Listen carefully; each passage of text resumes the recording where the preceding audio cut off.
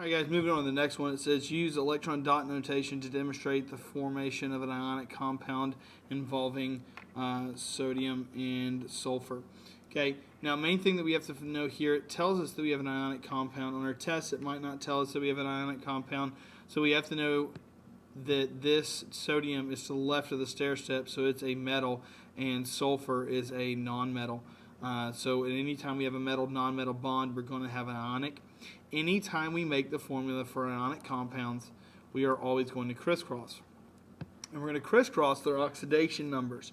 Okay, so we need to know what their oxidation numbers are.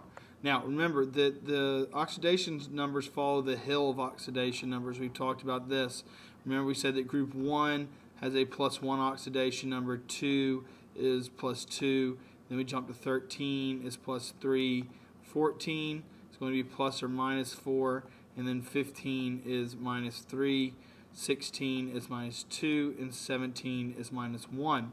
And this is our hill of oxidation numbers, and these are just their group numbers, the columns on the periodic table. Okay, so once we know it's ionic, we know that we're going to crisscross, so we got to find their oxidation number. So we go ahead, we look over here, and we look on our periodic table, and we know that sodium is going to be in group 1. So I know that's going to have a +1 oxidation number. And then I know that sulfur is going to be in group 16, so it's going to have a -2 oxidation number. Now, here we just take them and we crisscross. Now, the signs are not important when we make the formula. We just bring down the numbers. We bring down the 2 and we bring down the 1. So we get Na2S1, which we just leave the 1 off.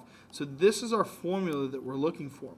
Now, the plus, the positive, and the negatives, those come into play because those tell us what's happening to the electrons.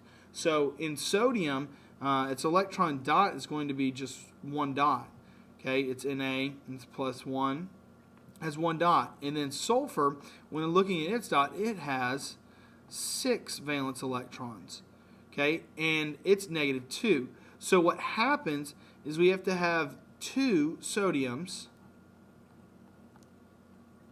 giving 1 of their electrons to sulfur to make this compound. So we would look for the Lewis structure that looks like this, or we would look for the electron dot structure that looks like this, which we would have the sodium giving 1 to the 1 sodium giving each of their electron to sulfur. Okay, so our answer is going to be a combination of this formula plus this electron dot. Main thing here, make sure you remember that electron dots, those are valence electrons, and then our formulas, those are oxidation numbers.